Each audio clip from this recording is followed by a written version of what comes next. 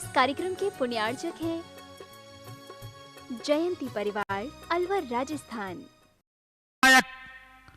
प्रातः स्मरणीय संत शिरोमणि परम पूज्य 108 आचार्य गुरुवर विद्यासागर जी महामुनिराज की जय जय जय।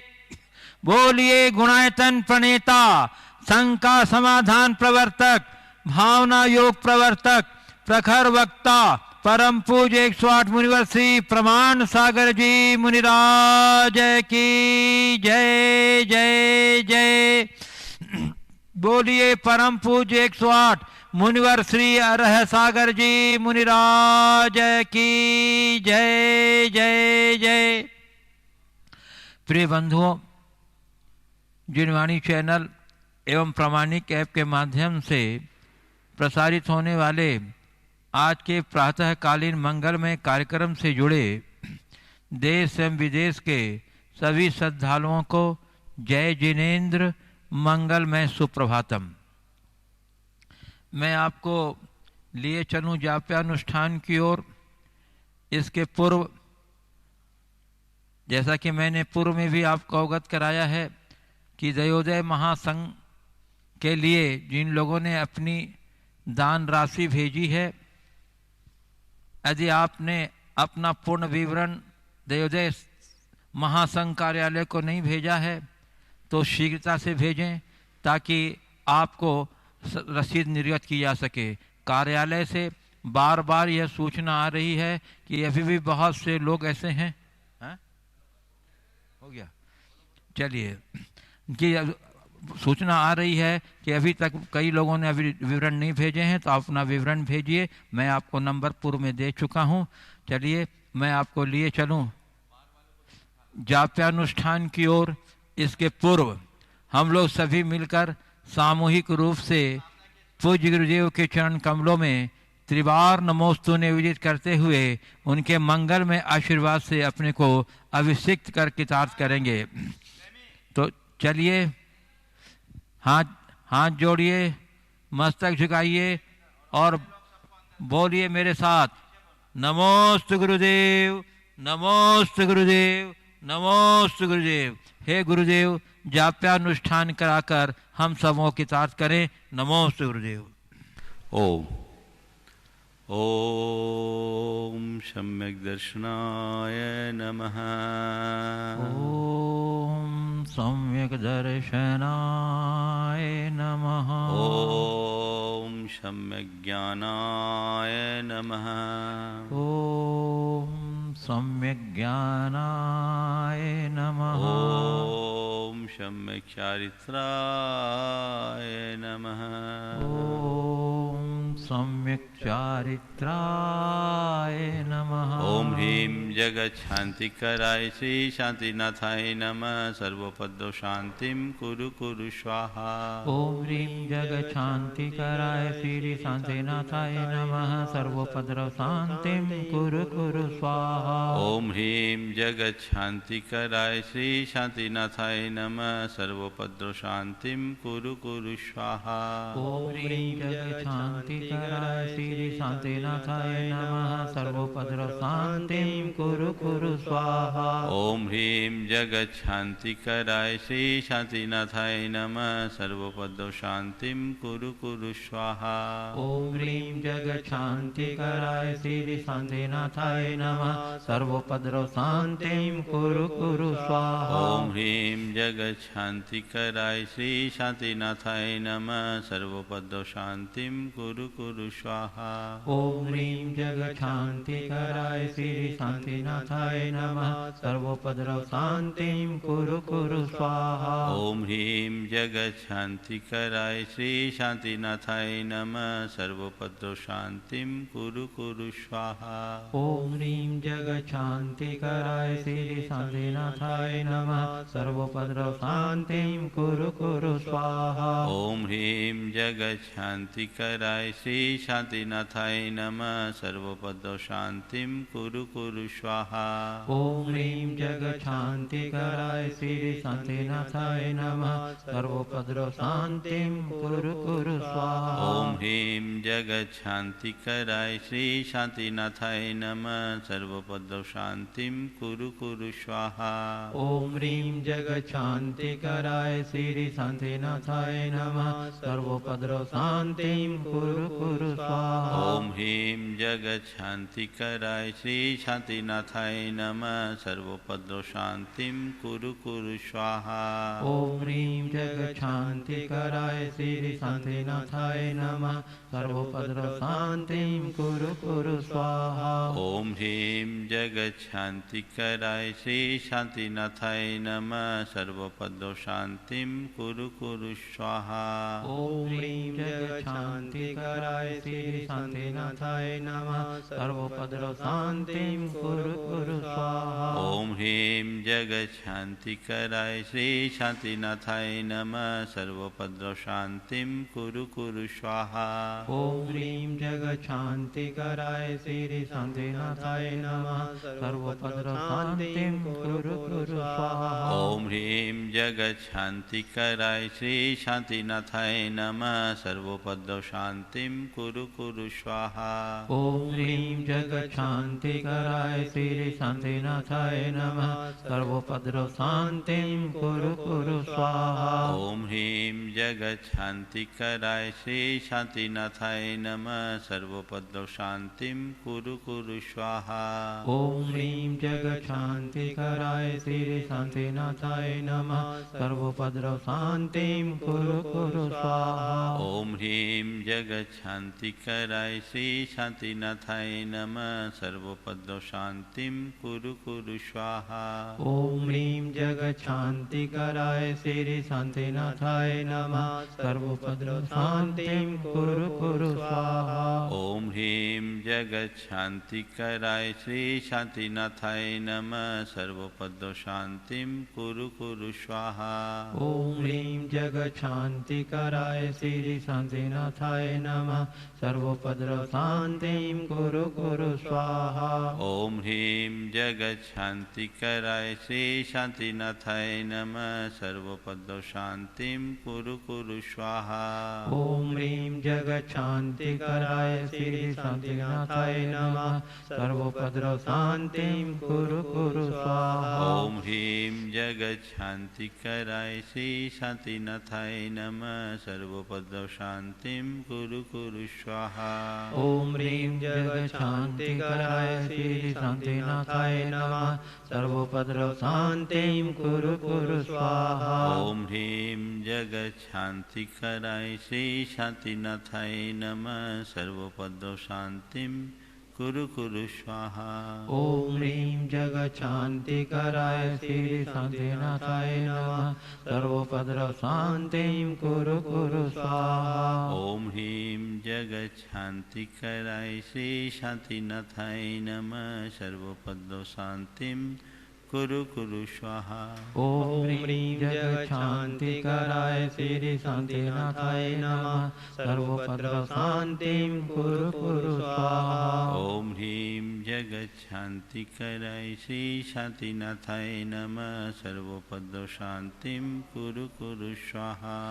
ओम ह्रीं जगच्छांतिकराय श्री शांतिनाथाय नमः सर्वोपद्रव शांतिं कुरु कुरु स्वाहा। ओम ह्रीं जगच्छांतिकराय श्री शांतिनाथाय नमः सर्वोपद्रव शांतिं कुरु कुरु स्वाहा। ओम ह्रीं जगच्छांतिकराय श्री शांतिनाथाय नमः सर्वोपद्रव शांतिं कुरु कुरु स्वाहा। ओम ह्रीं जगच्छांतिकराय श्री शांतिनाथाय नमः सर्वोपद्रव शांतिं कुरु कुरु स्वाहा।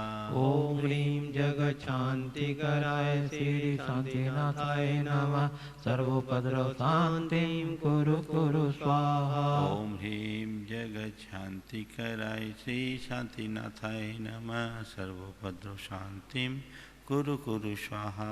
ओम ह्रीं जगच्छांतिकराय श्री शांतिनाथाय नमः सर्वोपद्रव शांतिं कुरु कुरु स्वाहा।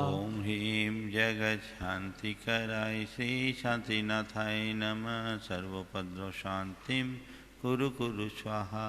ओम ह्रीं जगत शांति कराय श्री शांतिनाथाय नमः सर्वोपद्रव शांतिं कुरु कुरु स्वाहा। ओम ह्रीं जगत शांति कराय श्री शांतिनाथाय नमः सर्वोपद्रव शांतिम कुरु कुरु स्वाहा।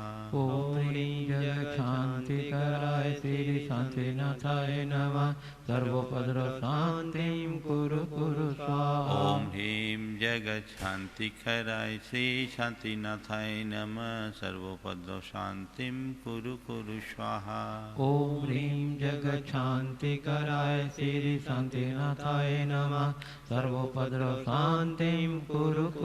ओम ह्रीं जगत शांति कराय श्री शांतिनाथाय नमः सर्वोपद्रव शांतिम कुरु कुरु स्वाहा। ओम ह्रीं जगत शांति कराय श्री शांतिनाथाय नमः सर्वोपद्रव शांतिं कुरु कुरु स्वाहा।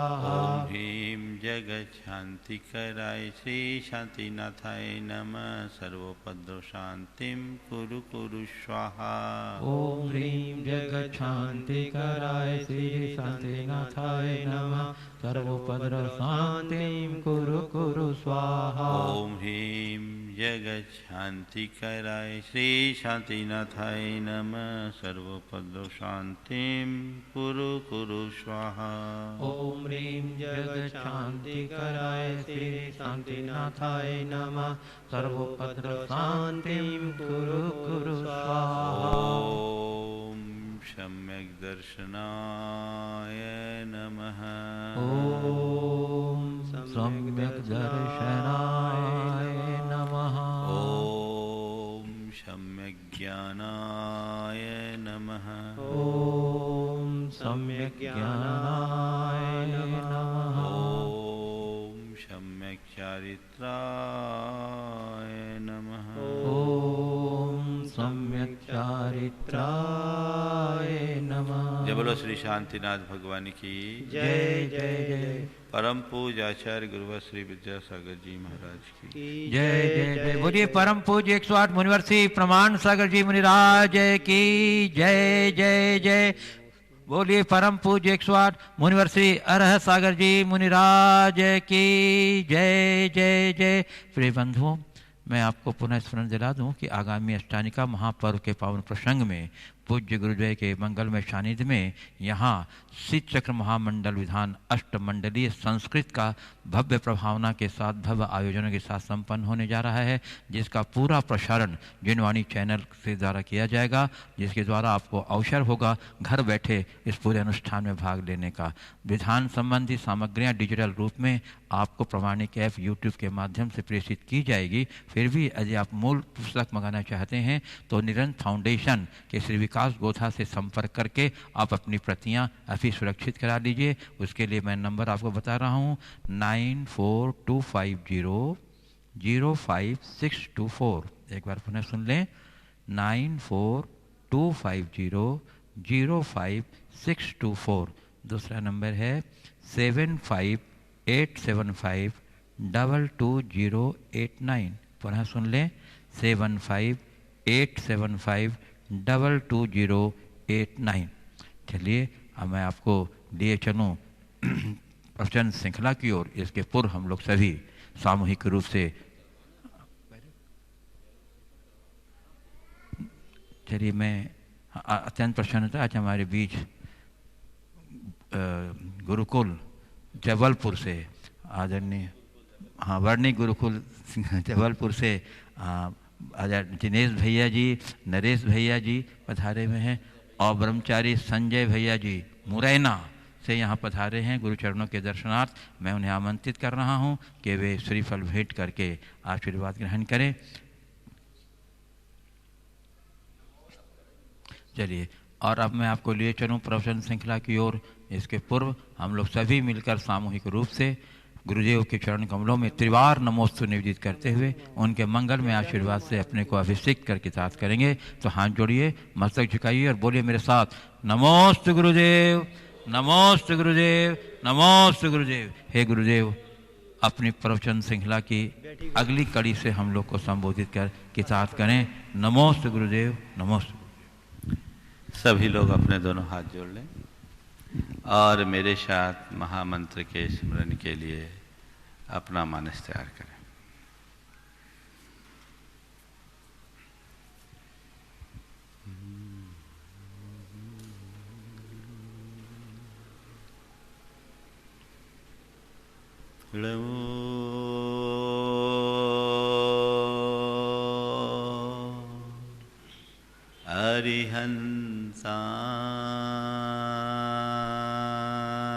अरिहंसाणं नमो अरिहंताणं नमो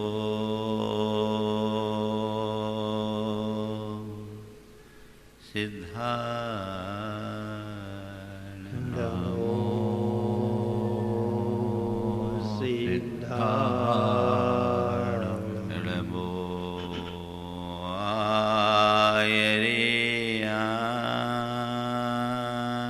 आयर्याणं नमो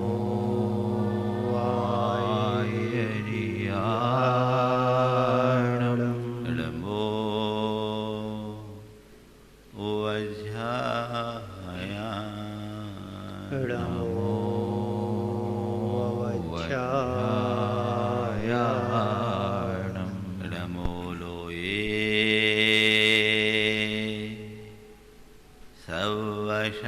सवशानम् नमो लोहे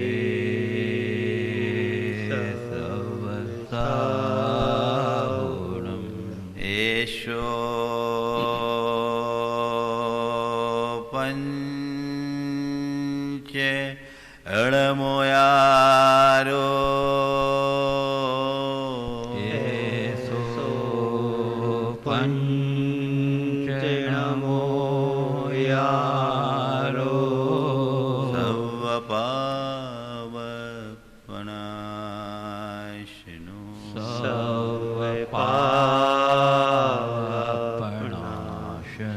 मङ्गलाळं च सवेशिं मङ्गलाळं च सवेशिं पढमं हो मङ्गल परमं होई मंगलम। जय बोलो देवादिदेव 1008 श्री भगवान महावीर स्वामी की जय जय जय अहिंसा परमो धर्म की जय जय जय परम पूज आचार्य गुरुवर श्री विद्यासागर जी महाराज की जय जय जय। बोलिए परम पूज्य 108 मुनिवर श्री प्रमाण सागर जी मुनिराज की जय जय जय। परम पूज्य 108 मुनिवर श्री अरह सागर जी मुनिराज की जय जय जय। नमोस्तु गुरुदेव। किसी युवक से एक सवाल किया गया, सघन अंधकार हो, हाथ पर हाथ न सूझता हो, सामने पहाड़ हो, कड़कड़ाती ठंड हो, कहीं कोई रास्ता न हो, वहां फंसने पर तुम क्या करोगे? तुम्हारे पास रोशनी का कोई प्रबंध भी नहीं है, तो फिर तुम क्या करोगे? जवाब दिया,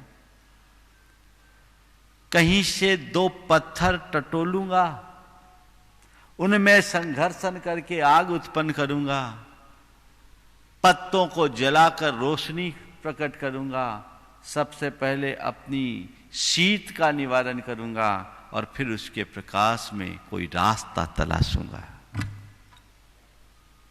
बस यही दृष्टि जीवन की श्रेष्ठ दृष्टि है। आज बात एक्स की है।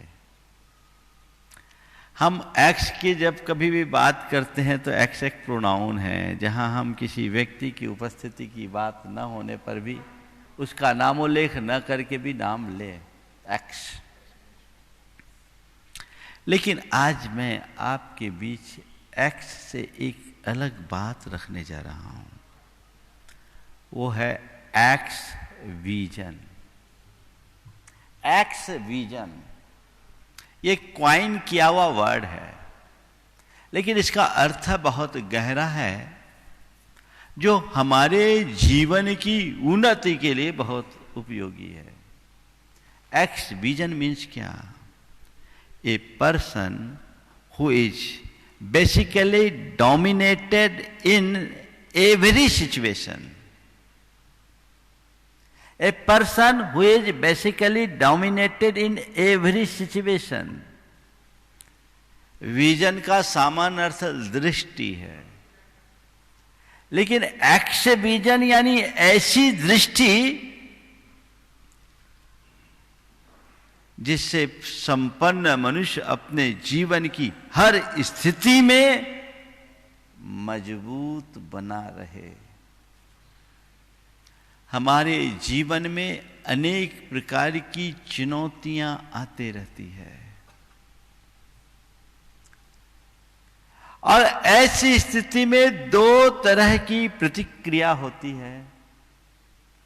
कुछ लोग ऐसे होते हैं जो जीवन में आने वाली मुश्किलों से हार जाते हैं, और कुछ लोग ऐसे होते हैं जो मुश्किलों का सामना करते हैं। जो हार जाते हैं वे लक्ष्य से हट जाते हैं, और जो डट जाते हैं वे अपने लक्ष्य को पा जाते हैं। संत कहते हैं, अपने मुश्किलों से हटकर भागो मत, डटकर सामना करो। हटो नहीं, डटो। वो दृष्टि तुम्हारे अंदर विकसित होनी चाहिए।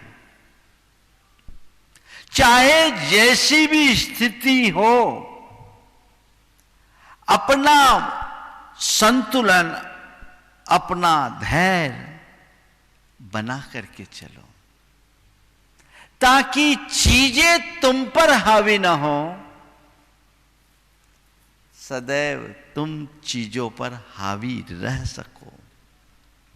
एक बात हमें बहुत अच्छे से समझ लेनी चाहिए, संसार में कोई भी मनुष्य ऐसा नहीं जिसकी परिस्थितियां सदैव उसके अनुकूल रहती हो।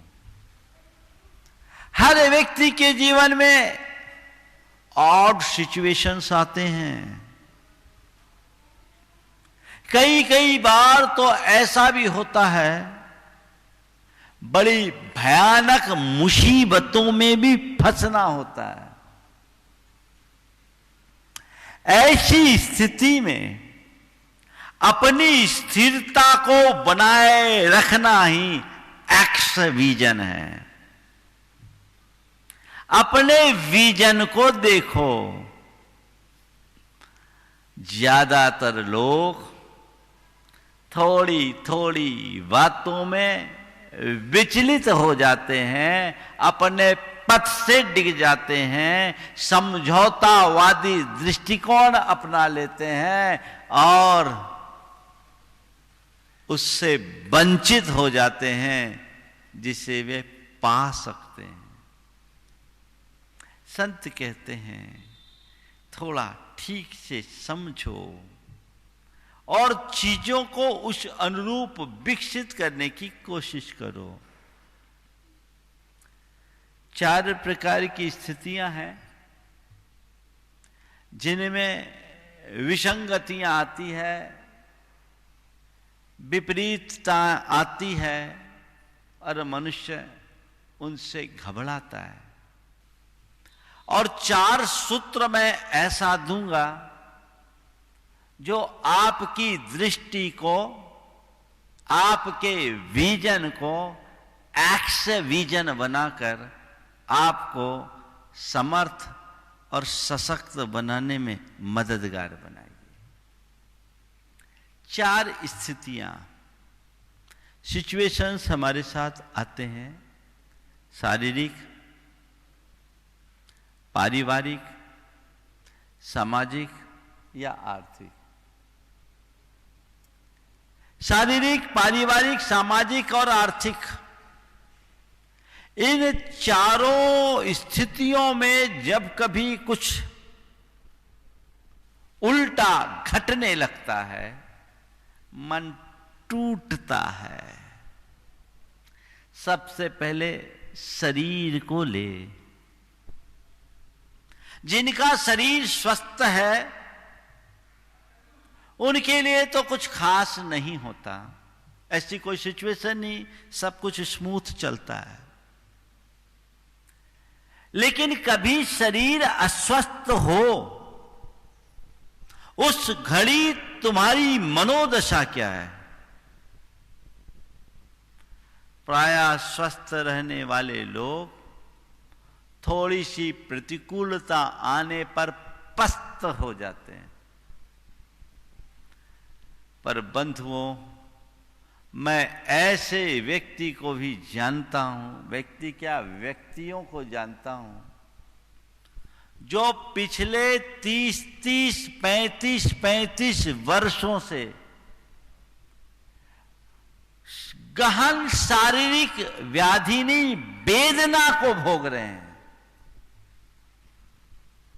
व्याधि और वेदना में अंतर है। व्याधि हो ठीक है, बीमारी है अकेले, लेकिन व्याधि ऐसी जिसमें वेदना भी है, अंग अंग उमेठे, ऐसी वेदना।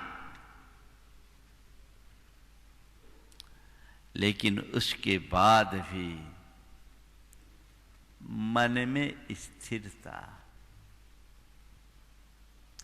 मैं एक युवक है जिसको लगभग 35 वर्ष हो गए, बल्कि और ज्यादा हो गए होंगे। पूरे शरीर में गठिया की तकलीफ और इतना दर्द कि कोई कुछ कह ना सके। लेकिन धन है वो व्यक्ति और उसका साहस। ऐसी स्थिति में भी हारता नहीं। ठीक है महाराज, आप लोग ही कहते हैं कर्म का उदय है। मैं सोचता हूं कि जो मुझे नरकों में भोगना था वो यहीं भुगत कर निकल रहा है, सब निपट जाए अच्छा है। ये है जज्बात। बीमारी है, संत कहते हैं तन की बीमारी को कभी मन पर हावी मत होने दो। आप सोच सकते हैं 35 वर्षों से जिसका अंग अंग उमेठे, लेकिन वैसी स्थिति में भी अपने मन में स्थिरता रखे। किसके बल पर? एक्स विजन के बल पर। क्या सोच रहे हैं? अरे कर्म का उदय है, भोगना तो मुझे है ही। आज भोगूं तो, कल भोगूं तो, रो के भोगूं तो, हंस के भोगूं तो।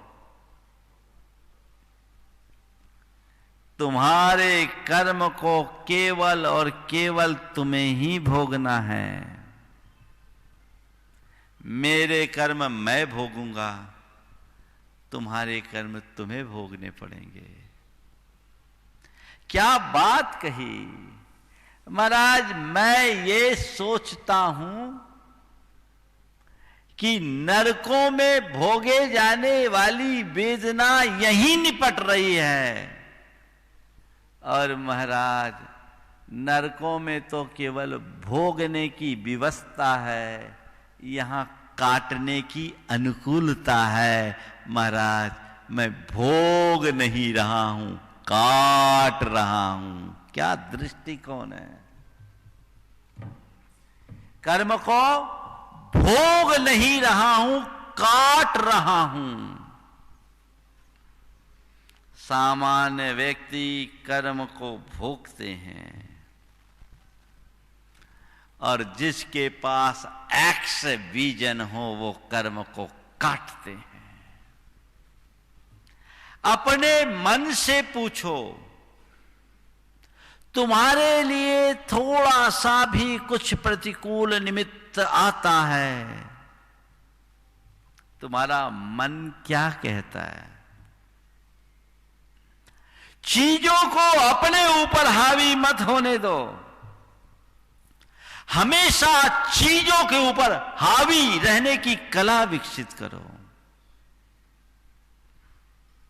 ये एक्स विजन है। महापुरुषों का चरित्र हमें यही सब तो बताता है, यही तो बताता है। बादीराज मुनि को कोष्ठ हो गया,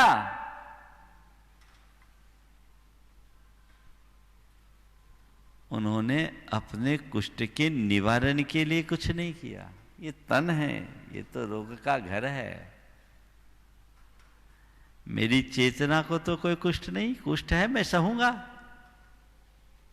लेकिन उनके उस पुण्य के प्रताप से उनका कुष्ठ भी चला गया और कष्ट भी चला गया। और धर्म की प्रभावना भी हो गई। बात क्या कह रहा हूं?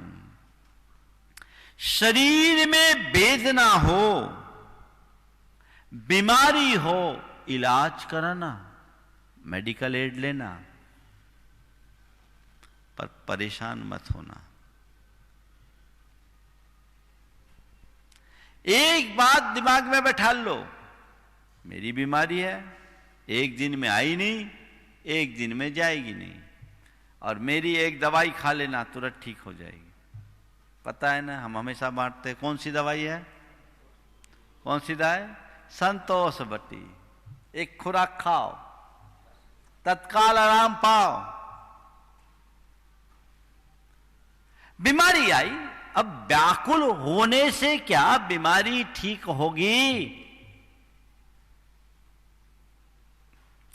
तो शरीरगत कोई भी प्रतिकूलता हो, उसको अपने मन पर हावी मत होने दो। अभी एक रिपोर्ट मुझे किसी ने बताई कि इस कोविड के दौर में कोविड से कम कोविड के खौफ से मरने वालों की संख्या ज्यादा रही। वो अपने अंदर अगर आत्मविश्वास होता, उसे हावी नहीं होने दे, तो कुछ नहीं हो सकता। 100 वर्ष के लोग बच के आ गए और जवान चले गए। तो x vision a person who is basically dominant in every situation. बस ये सूत्र अपने को रखना है कि मुझे डोमिनेंट रहना है। मैं आपसे पूछता हूं, आप चीजों से कभी हारना, आप किसी से कभी हारना चाहते हो क्या? हार पसंद करते हो? एक भी व्यक्ति है कभी हार चाहोगे? नेवर, कभी नहीं। हम तो जीत को पसंद करते हैं ना। तो भैया, जब तुम्हें हार पसंद नहीं है तो परिस्थितियों से क्यों हारते हो?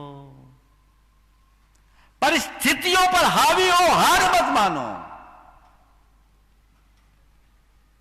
चाहे जैसी भी परिस्थिति हो, उसके आगे मजबूर नहीं, मजबूत बनो। डोमिनेंट रहना है। कोई फिजिकल प्रॉब्लम आई है, ठीक है, हम ट्रीटमेंट लेंगे, लेकिन तन की बीमारी को मन पर किसी हालत में हावी नहीं होने देंगे। जीवन का मजा तभी ले पाओगे, नहीं तो जिंदगी भर रोते रह जाओगे। रास्ता है, तो हम उन्हें बर्दाश्त करें। कई ऐसे लोग भी हुए हैं जो अपनी शारीरिक पीड़ा से परेशान होकर सुसाइड कर लिए। और एक केस तो ऐसा आया, सुनकर आपको ताज्जुब होगी। व्यक्ति कुछ जरूरत से सुंदर था और अपने आप को जरूरत से ज्यादा सुंदर मानता था। 45 वर्ष की उम्र में उसके चेहरे पर एक लकीर आई। अरे अब क्या, वो डिप्रेशन में आ गया। उसके डिप्रेशन में आने के बाद उसके मन में अब जीना नहीं मरना है। उसका एक बेटा अपनी इंजीनियरिंग की पढ़ाई छोड़कर 24 घंटे उसके साथ रहा। उसे टॉयलेट में भी दरवाजा बंद नहीं करने देते थे। लेकिन एक दिन वो व्यक्ति कहीं से सल्फास लेकर खा गया और चल दिया। ये क्या है? जो परिस्थितियों से हार जाते हैं उनकी यही दशा होती है, और जो परिस्थितियों को हराने का जज्बा रखते हैं उनकी सब जगह जय जयकार होती है। हम हरिश्चंद्र के जीवन को देखें। सत्य हरिश्चंद्र एक राजा, कल्पना करो कैसी परिस्थिति बनी कि राजपाट छूटा, पत्नी छूट गई, बेटा छूट गया, परिवार छूट गया। एक राजा को डोम बनना पड़ा, और उस डोम को भी अपना धर्म निभाने के लिए अपने बेटे के अंतिम संस्कार के एवज में शुल्क लेना पड़ा, और वह भी तब जब सामने वाला देने की स्थिति में नहीं है। कल्पना कर सकते क्या स्थिति हुई होगी? भावनाओं में बहने वालों की स्थिति बेहाल होती है और कर्तव्य में दृढ़ रहने वाले निहाल होते हैं। भावनाओं में बहने वालों की स्थिति बेहाल होती है और कर्तव्य में दृढ़ रहने वाले निहाल होते हैं। वो सत्यनिष्ठ थे। उनने सोचा अभी भावनाओं में बहने का समय नहीं है, अभी तो कर्तव्य के पालन का क्षण है। उस सिचुएशन में वो सिचुएशन को हावी नहीं होने दिए, खुद डोमिनेंट रहे। यही तो कला है जीवन जीने की। आज सत्य हरिश्चंद्र, जब भी सत्य शब्द आता है हरिश्चंद्र का नाम उभर आता है। राजा महाराजा तो अनेक हुए, बड़े बड़े चक्रवर्ती हुए, पर सत्य हरिश्चंद्र एक हुआ क्योंकि वो अपनी कसौटी पर खरा उतरा। चीजों को हमें अपने तरीके से देखने का नजरिया विकसित करना चाहिए। कई लोग जिनकी पारिवारिक स्थितियां अच्छी नहीं होती, रोना रोते हैं, पति पत्नी की नहीं बन रही, बाप बेटा की नहीं बन रही, भाई भाई की नहीं बन रही है, ननद भौजाई की नहीं बन रही, देरानी जेठानी की नहीं बन रही। होता है, सब रोना रोते, क्या करें, उनका नेचर ऐसा, उनका व्यवहार ऐसा, उनका बिहेवियर ऐसा, हम कैसे करें कैसे करें कैसे करें। अरे क्या रोना रोने से सॉल्यूशन निकल आएगा? रोने में तो किसी समस्या का समाधान न तो आज तक कभी हुआ है न होगा। क्या करो? जहां समस्या उत्पन्न हुई है वहीं उसका सॉल्यूशन ढूंढो। परिस्थितियों को अपने ऊपर हावी मत होने दो। सॉल्यूशन ढूंढो, समाधान तलाशो। इसका समाधान क्या हो सकता है? और अगर ऐसा कुछ है, सहज भाव से स्वीकार करो।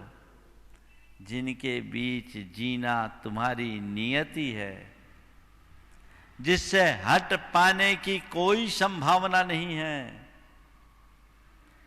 तो तुम्हें वहीं रहते हुए अपना रास्ता खोजना होगा।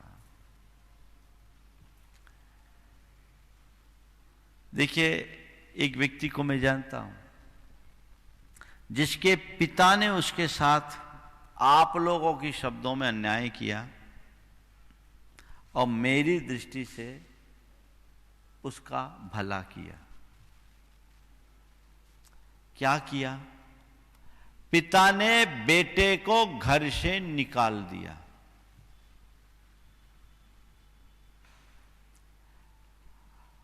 जिस दिन वो घर से निकला,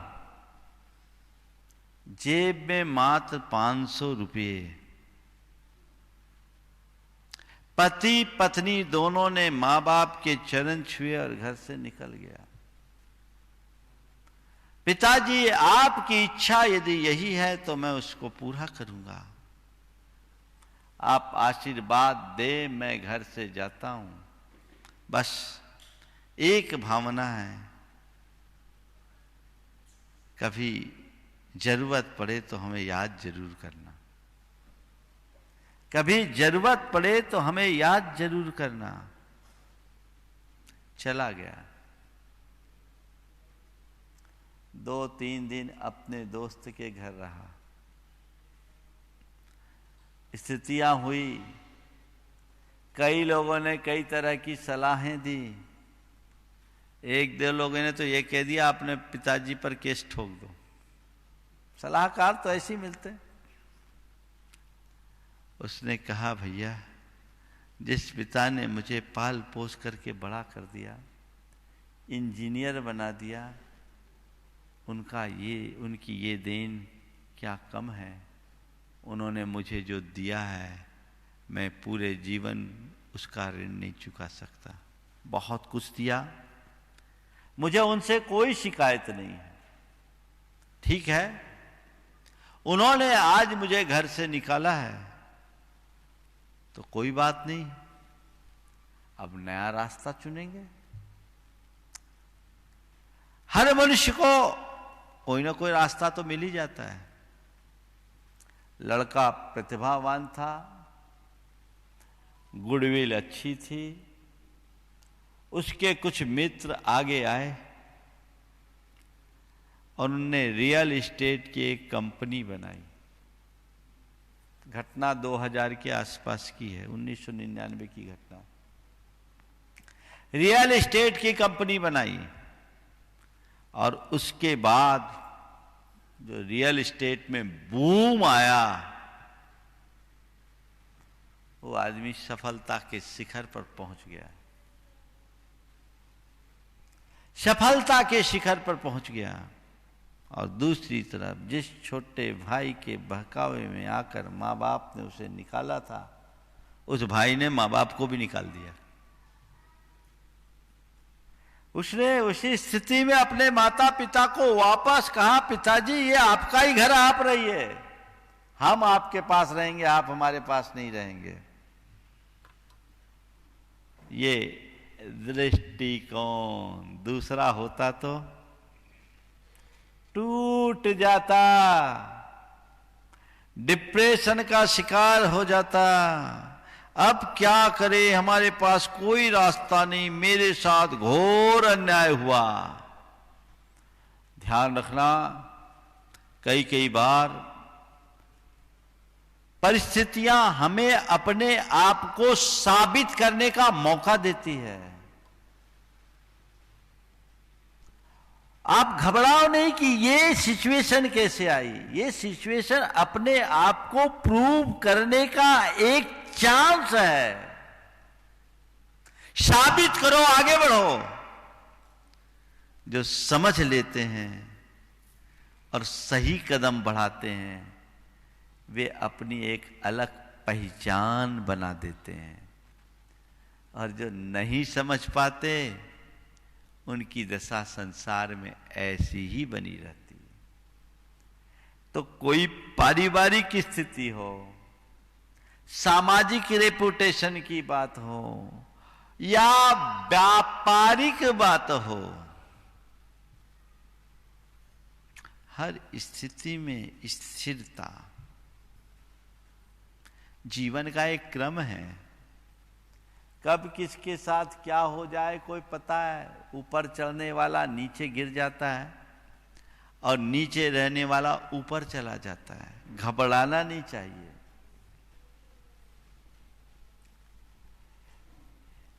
मेरे संपर्क में एक सज्जन है जो भारत से बाहर रहते हैं, मल्टी बिलियनियर है, कोई साधारण हस्ती नहीं है। उस व्यक्ति ने एक दिन अपने जीवन की बात बताई कि महाराज श्री, मैंने अपने 6.5 वर्ष की उम्र में आधी दुनिया घूमी। 6.5 साल का था तब मैं आधी दुनिया घूम चुका था। पर महाराज, मेरी एक स्थिति ऐसी आई कि 22 साल की उम्र में मैंने रोटी चोरी करके खाई।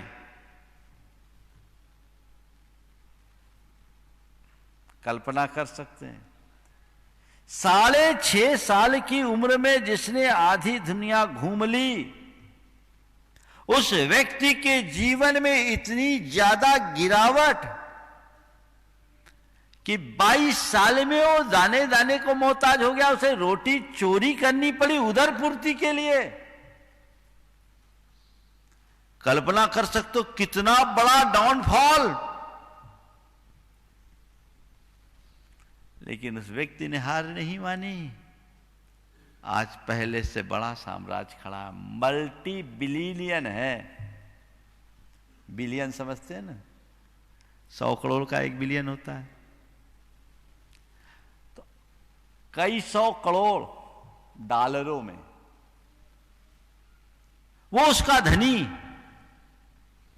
और वो कहते महाराज, समझ में आ गया, पैसे का जीवन में कोई भरोसा नहीं, और पैसों का जीवन में बहुत बड़ा रोल भी नहीं। जो लोग अपने जीवन में आने वाले उतार चढ़ाव से घबरा उठते हैं। एक बार एक व्यक्ति ने कहा, महाराज और सब बातों में तो फिर भी स्टेबिलिटी रहती है, पर जब फाइनेंशियल ग्राफ नीचे गिरने लगता है तो रात की नींद उड़ जाती है। अरे भाइयों, फाइनेंशियल ग्राफ मत देखो, जीवन का ग्राफ भी देखो। और एक बात और है, क्या कहते हैं लोग कि हमारे जीवन में ईसीजी जैसा अप डाउन चलना चाहिए। ईसीजी फ्लैट आ जाए तो गए काम से, है ना? अप डाउन तो चाहिए। जीवन का मजा ही तब है जब उसमें अप डाउन हो। पर उस अप डाउन की स्थिति में अपनी स्थिरता को बनाए रखने की स्थिति होनी चाहिए। A person who is basically dominant in every situation, हर हाल में उन पर हावी हो जाओ। महाराज, आप बोलते हैं तब तो ऐसा लगता है कि अब बस यही करना है, ऐसा ही लगता है ना? कैसे करे? 4 बातें। नंबर 1, आत्मविश्वास के धनी बने। प्रगाढ़ आत्मविश्वास, आत्मा का भी विश्वास और कॉन्फिडेंस वाला भी विश्वास। अपनी आत्मा की तरफ दृष्टि रखो, मैं आत्मा हूं। इसका ना बिगाड़ होना है न सुधार होना है। ये हजार हमारा विनाशी है। मेरी आत्मा का एक प्रदेश भी इधर से उधर नहीं जा सकता। सृष्टि उलट पलट जाए तो भी मेरा बाल बांका नहीं हो सकता। ये विश्वास जिनके अंदर होता है कभी नहीं घबराते। सेठ सुदर्शन को सूली पर चढ़ाया गया, बोले ठीक है, सुदर्शन नाम के सेठ को कोई सूली पर चढ़ा सकता है, पर मेरे भीतर के सुदर्शन को तो कोई छू भी नहीं सकता। मेरे भीतर के सुदर्शन को कोई छू नहीं सकता। आ जाओ। जैसे लोग देखेंगे मैं भी देखूंगा। ये शरीर है, इसे सूली पर टांगा गया है, ये तो एक दिन टंगना ही है। जब तक आयु है तब तक शरीर है, जिस दिन आयु पूरी उस दिन शरीर की कहानी पूरी। स्थिर बने रहे किसके बल पर? आत्मा के विश्वास के बल पर। नतीजा सूली भी सिंहासन में परिवर्तित हो गई। अगर तुम्हारे अंदर आत्मा का विश्वास है, तुम्हारे मन में किंचित भी घबराहट नहीं होगी।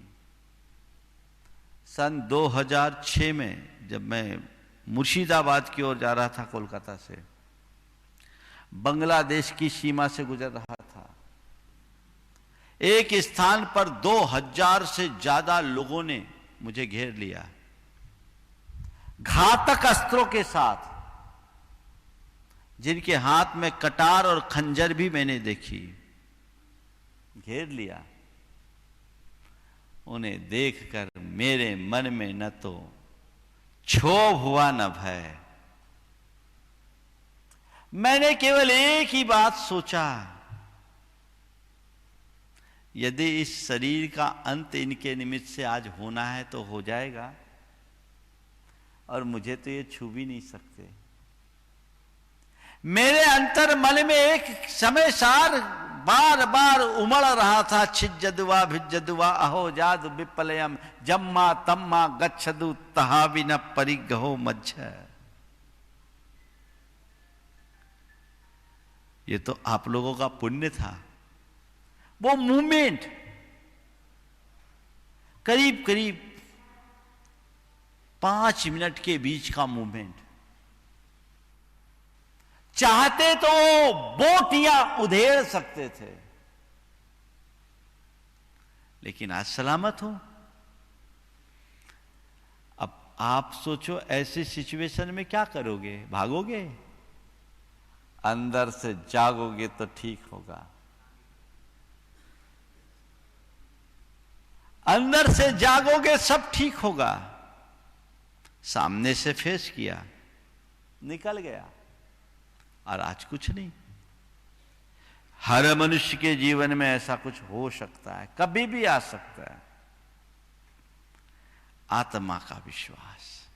दूसरी बात, कोई एडवर्स पोजीशन बन जाए, किसी तरह की एडवर्सिटी आ जाए, कॉन्फिडेंस रखो, मैं इसका हल निकाल लूंगा, कोई दिक्कत नहीं, मैं इसका हल निकाल लूंगा।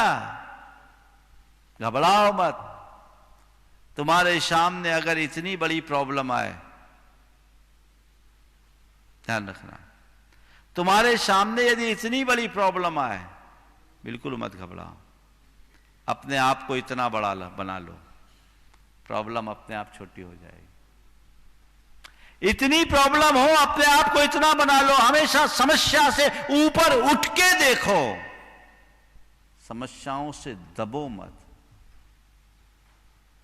यह है एक्स विजन। कॉन्फिडेंट, मैं कर लूंगा, भरोसा होना चाहिए। दूसरी बात, कर्म सिद्धांत पर विश्वास। कर्म सिद्धांत पर विश्वास, ठीक। कर्म का उदय है, ये संसार है, पुण्य पाप का खेल है। महापुरुषों के जीवन में भी बड़ी बड़ी चुनौतियां आई, उन्हें घोर घोर विपत्तियों का सामना करना पड़ा। तो मैं किस खेत की मूली हूं? अगर आज पाप का उदय है और पापोदय के निमित्त से इस तरह की कोई विषमता आई है, सामना करना होगा। कल समय पलटेगा, सब ठीक होगा। और पाप हो या पुण्य, ये मेरा स्वभाव नहीं है, ये तो महज पर संयोग है। इनमें समता, ये उसी के हृदय में आ सकती है जिसके अंदर कर्म सिद्धांत पर प्रबल विश्वास होता है। आजकल लोग कर्म सिद्धांत पर विश्वास रखने वाले कम हैं। कर्म सिद्धांत पर विश्वास रखने वाले लोग कम हैं, कर्मकांडी ज्यादा। दुनिया भर के ठठकर्म 70 मड़िया पूजने लगते हैं, अंत में होता वही है जो होना होता है। कर्म सिद्धांत के विश्वासी बने, प्रगाढ़ श्रद्धा होना चाहिए। जैसे उस व्यक्ति ने कहा कि मैं यही सोच रहा हूं कि नरक में भोगने वाले कर्म यहीं कट रहे हैं, भोगना नहीं पड़ेगा। कभी भी कोई ऐसी सिचुएशंस खड़ी हो, सोचो सामने वाला तो निमित्त बनकर आया, अंतरंग में मेरा कर्म है, ठीक है। जब तक ये कर्म अनुकूल नहीं होगा, चीजें नहीं बदलेगी, तो उसे बदलने की जगह मैं अपने कर्मों को बदलने का रास्ता अंगीकार करूं। कर्म सिद्धांत पर भरोसा। मैं एक ऐसे व्यक्ति को जानता हूं जिसको बहुत बड़ा नुकसान हुआ। बेटे के गलत पॉलिसी के कारण लगभग 50-60 करोड़ से अधिक का नुकसान हुआ, एक गलत पॉलिसी के कारण। लेकिन धन्य वो व्यक्ति, घबराया नहीं। ठीक है, जब कर्म का उदय आया, लाखों रुपया का दान करने वाला 10,000 रुपए के लिए मोहताज हो गया। लेकिन उस व्यक्ति ने क्या किया, उसके गांव में 7 मंदिर थे, 7 मंदिर, नियम ले लिया 7 मंदिरों के दर्शन करके ही भोजन करूंगा, पैदल चलना। लगभग 7 मंदिरों के दर्शन में उसे 5 किलोमीटर चलना पड़ता। 7 मंदिर के दर्शन करना और आखिरी वाले मंदिर में अभिषेक पूजन करके आना। गर्मी में भी 46-47 टेम्परेचर में 11 बजे आने के बाद मुंह में पानी डालता। कर्म का उदय, अब कर्म कटेंगे सो कटेंगे, मेरे पास तो और कोई रास्ता है नहीं। 6 महीना बीते। उस व्यक्ति की एक प्रॉपर्टी थी नासिक में, लिटिगेशन में पड़ी हुई थी, परेशान था। सामने वाला खुद चल के ऑफर करता और वो 60 करोड़ में बिक गई। और देखो पुण्य आता है तो कैसा होता है। उसके पिताजी ने पीसी सेठी के जमाने में भोपाल में कुछ प्रॉपर्टीज ले रखी थी, इनको पता ही नहीं था। चला के दलाल का मैसेज आता है, भाई तुम्हारी एमपी नगर में प्रॉपर्टीज पड़ी हुई है, भोपाल में बड़ी कीमती, बेचना है तो बेच दो। उसने कहा चलो इससे अच्छी बात क्या होगी। उसको सल्टाया, जितनी लायबिलिटी थी वो चुकाया और आज पहले से सुदृढ़ स्थिति में आ गया। इसके अंदर धैर्य आया किसके बल पर? कर्म के विश्वास के बल पर। आपसे भी मैं कहता हूं, घबराना नहीं। रात के बाद तो केवल प्रभात होता है, घबराओ मत। रात के बाद केवल होगा तो प्रभात ही होगा। बिछड़ा मन का मीत प्रीत के उर में व्यथा बहुत है, नैनों के नीरव चितवल में प्रिय की कथा बहुत है। बिछड़ा मन का मीत प्रीत के उर में व्यथा बहुत है, नैनों के नीरव चितवन में प्रिय की कथा बहुत है, हो मत सांस अधीर दोबारा कोई और मिलेगा, यह जीवन तो नीर किनारा कोई और मिलेगा। प्रभु पूजा का दीप देह का यह उपमान बहुत है, गंगा जल कहलाले आंसू यह सम्मान बहुत है, गा प्रभात का गीत भीत हो अंधियारा पिघलेगा, यह जीवन तो नीर किनारा कोई और मिलेगा। दृष्टिकोण वैसा होना चाहिए। कर्म सिद्धांत पर भरोसा। तीसरा, सकारात्मक आशावादी सोच। पॉजिटिव सोचो और आशावादी बने रहो, नेगेटिव मत सोचो। ठीक है, सब ठीक हो जाएगा, गलत हुआ है तो वो भी बदलेगा, और गलत हुआ है तो कितना गलत हुआ ये मत देखो, जो बच गया उसे देखने की कोशिश करो। बिल्कुल घबराने की जरूरत नहीं है। एक व्यक्ति ने अपना घर बनाया, हफ्ते भर बाद उसमें उसे प्रवेश करना था, संयोग पूरे घर में आग लग गई, धू धू कर जल गया। उसके सपनों का महल राख में परिवर्तित हो गया। लोगों को भी बड़ा दुख हुआ, लोग उसे सहानुभूति देने के लिए आए।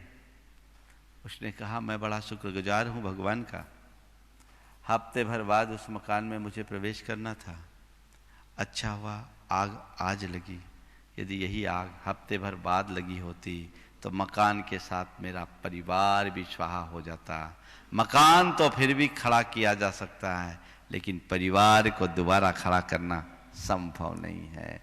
यह x vision, a person who is basically dominant in every situation. ये शक्ति, ये क्षमता विकसित करो।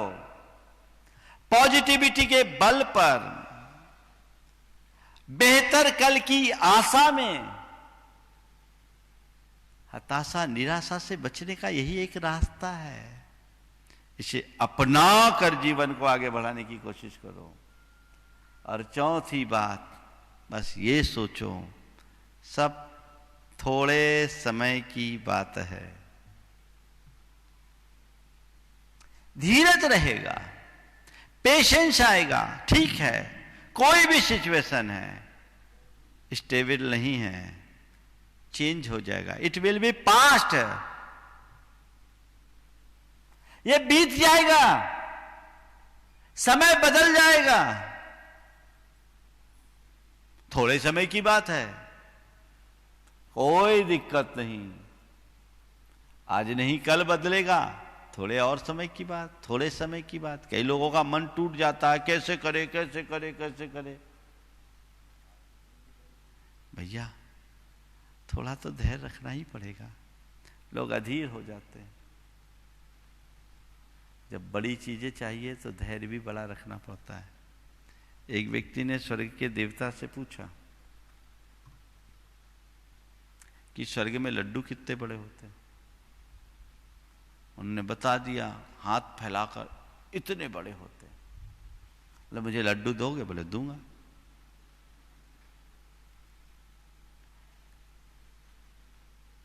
पूछा अच्छा ठीक है, स्वर्ग में एक क्षण कितने दिन का होता है? स्वर्ग में एक क्षण कितने दिन का होता है? बोला 1 बरस का।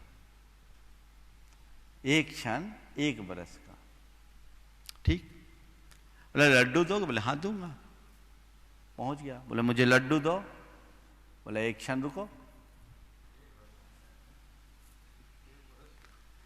लड्डू दो का एक क्षण रुको।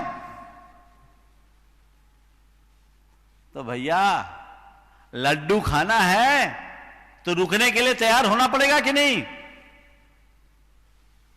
जब स्वर्ग के लड्डू खाने हैं तो स्वर्ग के क्षण भी बिताने होंगे।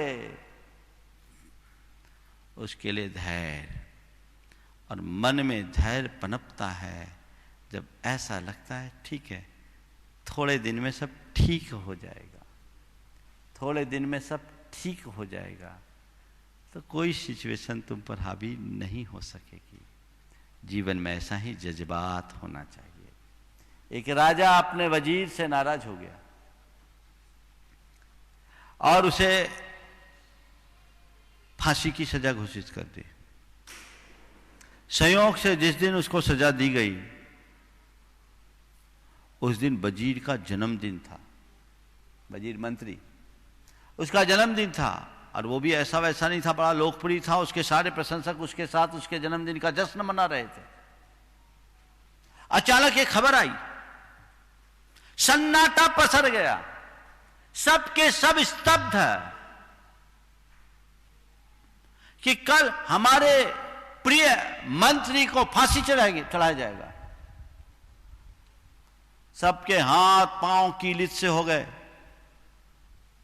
मंत्री ने कहा चालू करो नाच गान। बोले हमारे अंदर जान नहीं, नाच गान कैसे करें? बोले नहीं, नाच गान शुरू करो। बोले ये तो मातम मनाने का क्षण है। बोले कोई नहीं, मालूम है आपको कल फांसी पर चढ़ाया जाएगा। बोले चढ़ा दो, फांसी पर कल चलूंगा, आज थोड़ी।